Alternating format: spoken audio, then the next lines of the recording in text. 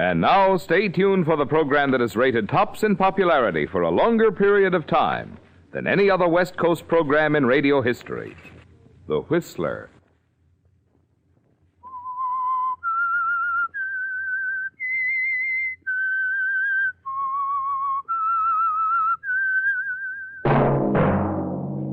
Invite you to sit back and enjoy another strange story by The Whistler.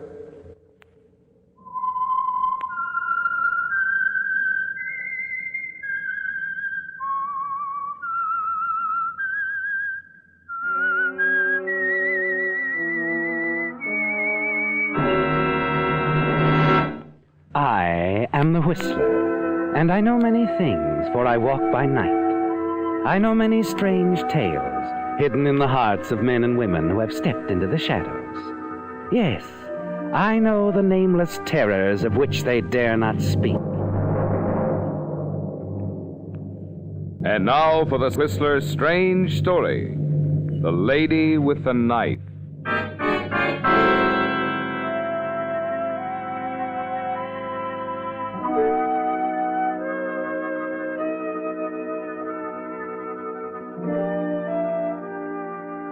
It was only 3 in the afternoon, but the hotel cocktail lounge near the railroad depot in Omaha was buzzing with customers caught there between trains.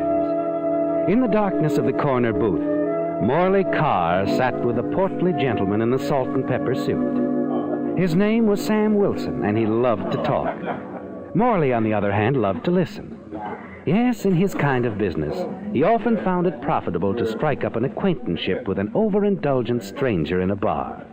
And the minute he saw the man in the salt and pepper suit, Morley smelled money. China? Do I know China? Listen, mister, I know China like the palm of my hand. From Beiping to Hong Kong. You spend a lot of time there, Sam? 6 years. That's so. Been fired off every English-speaking newspaper in the Orient. Here you are, gentlemen, a pair of tall ones. Ah, that's great. Tell him to get working on 2 more. That'll be $1.20. Oh, here, let me... No. This is Sam? my party. Here, waiter. Keep your change. Thank you, Oh, sir. now, Sam, you shouldn't have done that. It was my round. Oh, forget it. I like you, pal. I like the way you talk. Like the way you wear clothes. Yeah, if I had the crust, I'd offer to buy that checkered overcoat you got on. Oh? Yeah, where'd you get it? I got it in London. I thought so. Mm-hmm. I could pick that check out of Times Square in the rush hour. Very distinctive. What do you plan to do now, Sam? Retire. Oh, that takes money. I got it. Right here in my pocket. Yeah, it's funny, isn't it? I beat my brains out for 20 years in the newspaper business. Never make a dime. Then, bingo, my card comes up. And old Sam has the key to $250,000 right in his pocket. $250,000? Sure. Just like the song. Let me see, how does it go? I'm always chasing rainbows, watching clouds drifting by. My schemes are just like... I don't feel so hot, pal. Oh, my head. Well, that's that. Waiter. Yes, sir? Hey, will you help me get Mr. Wilson upstairs to his room? Looks like the party's over.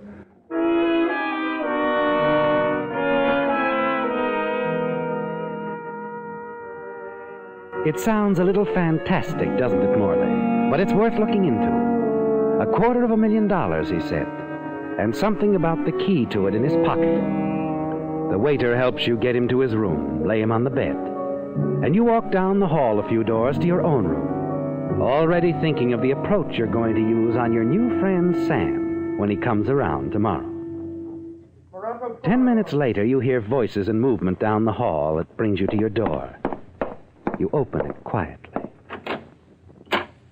That noise. Wonder what's going on. Uh-oh. Came from Sam's room.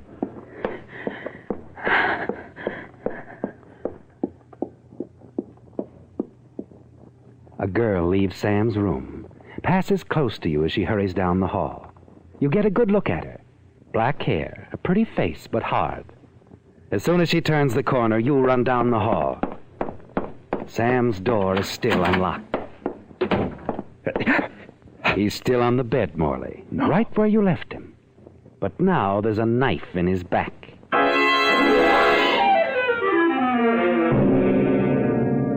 A second later, you see the reason. His inside coat pocket, the one he patted when he talked about the key to the $250,000, is empty.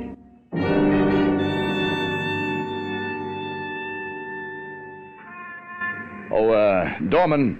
Yes, sir? Yeah, I'm looking for a young lady, black hair and a fur jacket. Did you see her leave? Why, yes, sir. She got into a taxi only a minute ago.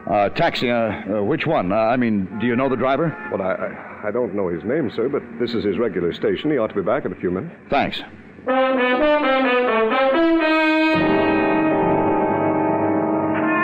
How about it, driver? Did you see her?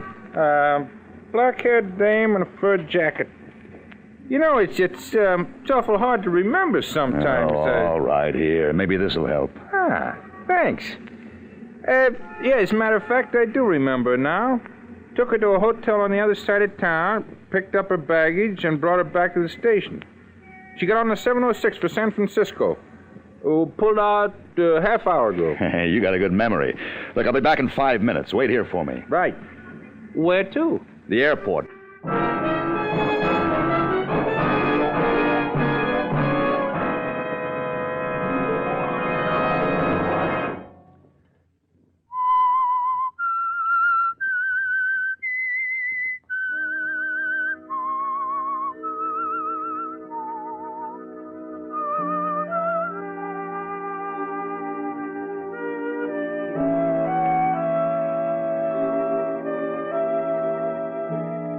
Well, Morley, if there were any doubts in your mind about the key to the $250,000 Sam Wilson was prattling about, they're gone now.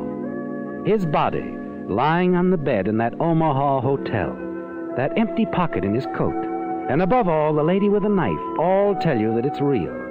That if you play it smart, part of that $250,000 is yours. That's why you're standing in the terminal in San Francisco now, as the passengers from the 706 from Omaha come down the ramp. A minute later, you see her, follow her to a cab, and hear her direct the driver to a hotel on Eddy Street.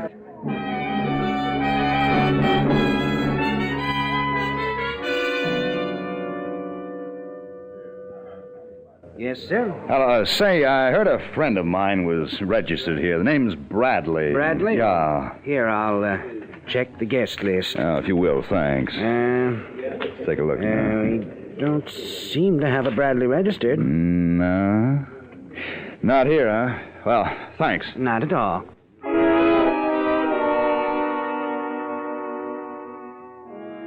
Lucille Lacey, room 402. You saw it, didn't you? The last name on the register. Lucille Lacey, the lady with a knife.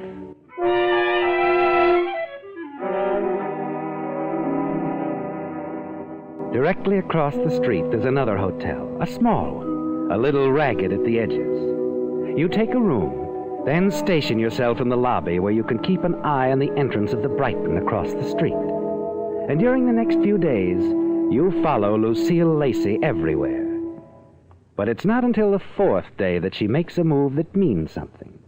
A pawn shop on 3rd Street, run by a man you know, a man named Cardoza. You wait in the store entrance until you see her leave, then walk across for a word with him. A furtive, cautious man with a nervous habit of doodling on a scratch pad as he talks to you across the counter. A little bit like old times, Molly. Having you back in town? Just passing through, Cardoza. How's business been? I'm getting by. Oh, just getting by, huh? That's all. Mm-hmm. You, looking up all your old friends? No, I'm here on business. Big? Yeah. When? I don't know yet. Can you take care of me? Maybe, I ought to know more about this business. Maybe I'll leave it at that for the time being. So long, Cardozo. Don't take any wooden diamonds.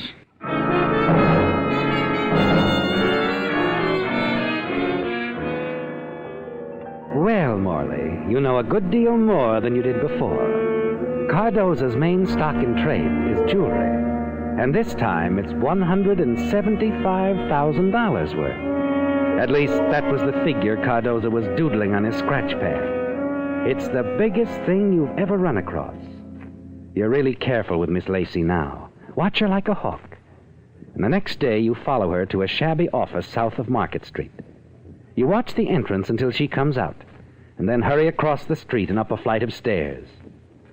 Faded gilt lettering on a frosted glass door tells you who Lucille was calling on this time. Zach Chambers, private investigator. Looking for somebody, mister? Yes, I'd like to talk to Mr. Chambers. The boss isn't in just now. Oh? You want to leave your name? No, that's all right. I was supposed to meet a young lady here, Miss Lacey. If she comes in, would you... Lacey? Yeah. Oh, yeah, she was just in. Coming back at 3 o'clock. You think Chambers will be back before then? He'd better. I haven't been to lunch yet. I see. Look, if you don't mind, I'd like to wait. I haven't anything else to do. Go ahead. You'll find a chair in his office.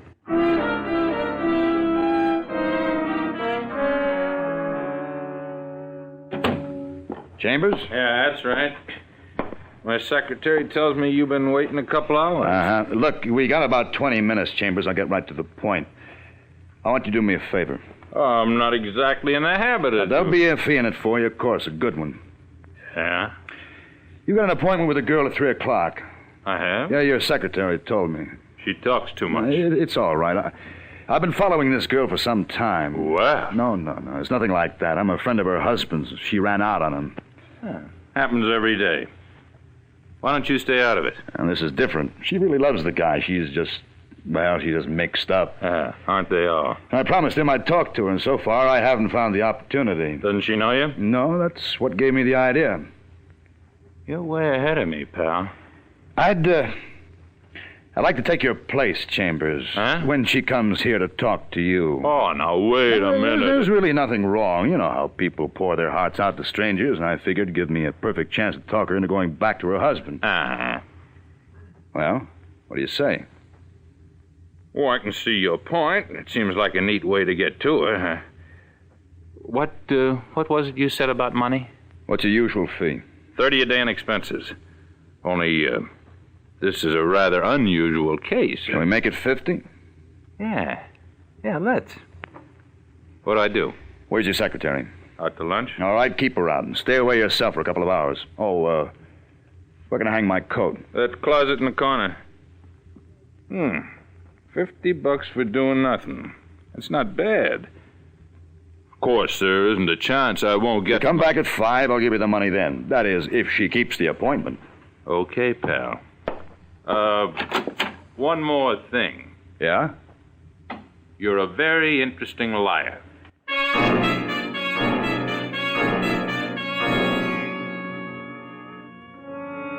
You sit behind Zach Chambers' desk, thumbing a magazine, waiting. And then, just before 3 o'clock... I'm Miss Lacey, your secretary. Oh, I know, Miss Lacey. I've been expecting you. Have a chair. Thank you. A cigarette? No, thank you. Mr. Chambers, I'm worried. I don't know exactly how to explain it. The first thing I'd do is relax, Miss Lacey. Certainly nothing can happen to you here. I'm not so sure. There's someone following me, Mr. Chambers. A man. He's been following me for days. Oh? Any idea why? Not the slightest. You know, of course, Miss Lacey, for me to be of any real help, you'll have to take me into your confidence. I'm telling you all I know. Did you, get a close look at him? No, he's been too careful. Mm-hmm. But he's tall, about your build, wears a checked overcoat. A check? Well, that should help. Just what do you want me to do? Well, if you could find out his name, where he's staying. And that's all you want? That's all. Okay. I'll see what I can find out, Miss Lacey. Oh, where can I reach you? I'm staying at the Brighton. The Brighton, check. Do you suppose you could have something on this by tonight? Possibly. Will you be in? Oh, yes, all evening. Oh, and how much will you want? Oh, yes, the fee. Well, I usually get 30 a day in expenses, but you're asking me to work pretty fast. I'm aware of that. Okay, Miss Lacey, let's say $50, huh? That ought to cover everything.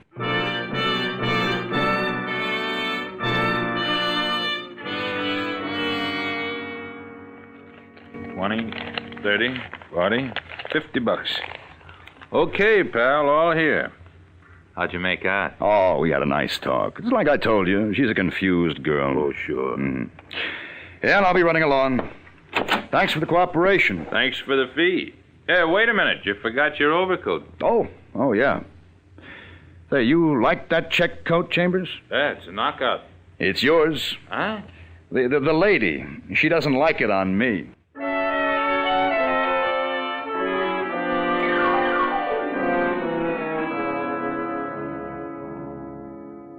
That's why I came here to tell you. But, Mr. Chambers, you're sure it was the right man? Well, how could I miss with that checked overcoat? Anyway, I didn't have to look very far. He came up to my office right after you left.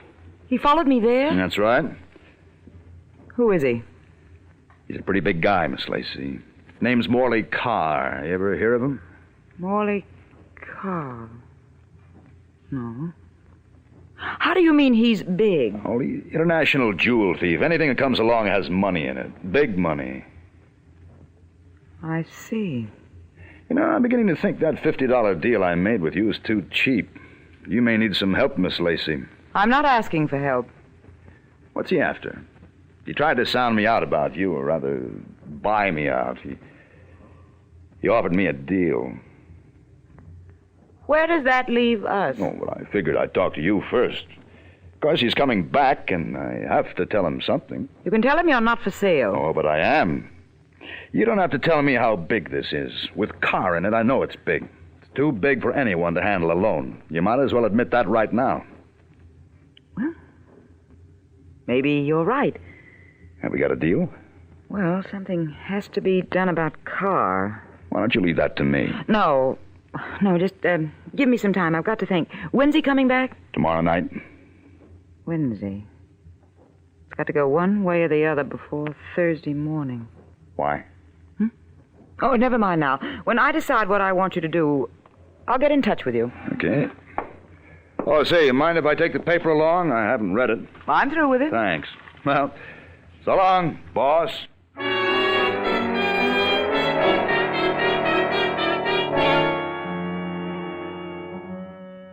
You're playing it close, Morley, but you're in the home stretch now. The newspaper from Lucille's room, folded open at the page covering steamship arrivals, with a check mark opposite the entry, SS President Grant, Pier 37, Thursday a.m. It's important to stay close to Lucille now. And there's a way to do that, isn't there, Morley? It's brazen, but it's sure. Early Thursday morning, you call her.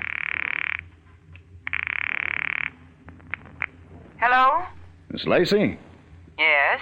Zach Chambers. What do you want? I just called to tell you not to worry anymore. That man in the checked overcoat, he's been taken care of. What do you mean? Just that. Your worries are over. What did you... Hello? Hello?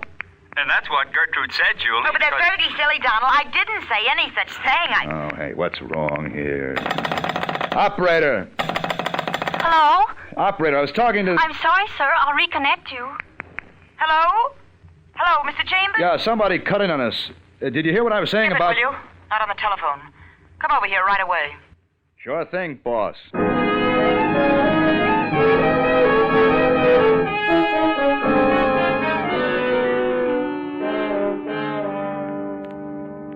You shouldn't have been so careless on the telephone, Mr. Chambers. Why not? I might have been talking about a fuller brush man. But you weren't. Let's forget it. Well, you going somewhere? Why? Bags. All packed. Oh, I just decided to move, that's all. You, check out yet? Not until morning, no. Oh. Well, what about our deal? You decided anything? I guess you're right. It's too much for me to handle alone. You're smart. Hey, you gonna let your hair down? Take a look in that desk drawer. There's something you ought to see. Okay. And you see it the minute you open the drawer. Sam Wilson's wallet. And on top of it, a baggage claim check stamped SS President Grant. You smile, glance up at the mirror over the desk, just in time to see a razor arm behind you, a knife in her hand. No, you don't. Go with me. Not a chance, you little... Always a knife with you, isn't it, baby? Always a knife. For a moment, you stand there trembling, staring at the body of Lucille Lacey. Then you walk slowly over to the desk, pick up Sam's wallet and the baggage check. SS President Grant, B10238. You have it now, Morley, the key to the whole thing. A baggage check marked with a number and the name of a ship. One more thing now, as you let yourself out of Lucille's room. Do not disturb. 15 minutes later, you're waiting at the baggage window at Pier 37. The clerk looks at the baggage claim check, walks slowly past the rows of bins, and finally settles on a small black box. There you are, sir. It just came in on the Grant. One portable typewriter. A typewriter? It's yours, isn't it? Let me look at that check again. B10238. Oh, yeah, that's right. Thanks very much.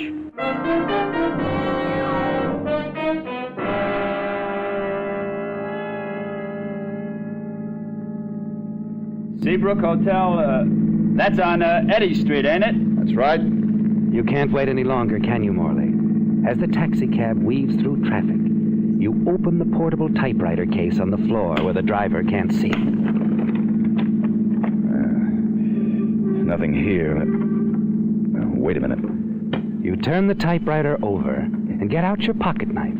Poke at the bottom of the case. The point of the knife suddenly finds a soft place.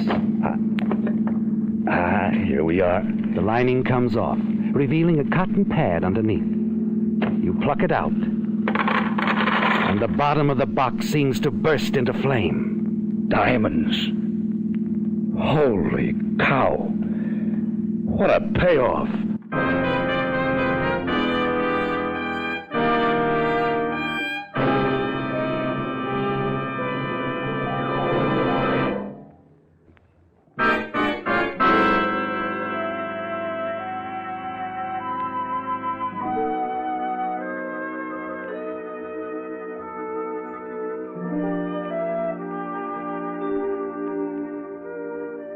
Well, it began with a hunch, didn't it, Morley? With a solid, sure feeling that the man in the salt and pepper suit back in that bar in Omaha had money. And it paid off on a dock in San Francisco when a baggage clerk put a fortune in smuggled diamonds into your hands. As the cab pulls up in front of your hotel, you know the important thing now is the time, that you have to be out of town before Lucille Lacey's body is discovered in her hotel room across the street. The lobby is almost deserted when you enter. A tired-looking gentleman is reading the paper in a chair near the window. And the clerk, as usual, is wrapped up in his magazine. 308, please. Oh, yeah. And get my bill ready. I'm checking out in 10 minutes. Just a minute. Brady, Yeah? this is the man, 308. Huh? What are you... All right. Keep your hands on the counter. Take a look, buddy. Headquarters. Oh, look, I don't know what you... This the guy who made the call, clerk? Yeah, the one the operator told you about when she called headquarters. Smart girl. The operator? Yeah. The one who was on duty when you placed that telephone call a couple of hours ago. Got kind of gabby, didn't you? Something about taking care of the guy in the checked overcoat? Oh, well, that was only a gag, officer. I was kidding. You see... You got a queer sense of humor. A guy named Zake Chambers was found dead in an alley this morning. You... With a knife in his back. Know anything about it? Knife? What are you trying... And he was wearing a checked overcoat. The papers hit the streets an hour ago. Oh, listen, officer. I don't know anything about it. When I called her, I was kidding. Don't you see? Who were you kidding? The lady at the Brighton across the street, room 402. Made a note of it right here on the register. Listen, you gotta let me explain. I had nothing to do with killing that guy. We'll get to that later. Later? Yeah. At the moment, I want to see how your girlfriend across the street took the joke about the guy in the checked overcoat. No. No, wait a minute. You can't. Come on, mister. Let's go over and talk to the lady in 402.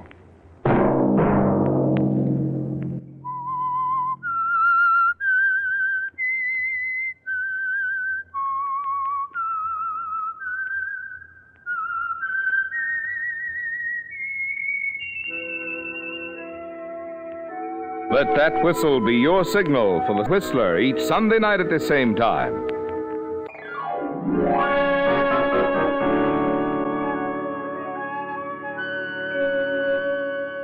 Featured in tonight's story were Bill Foreman, John Daner, and Betty Lou Gerson. The Whistler was produced and directed by George W. Allen, with story by Harold Swanton and Joel Malone, music by Wilbur Hatch, and was transmitted to our troops overseas by the Armed Forces Radio Service.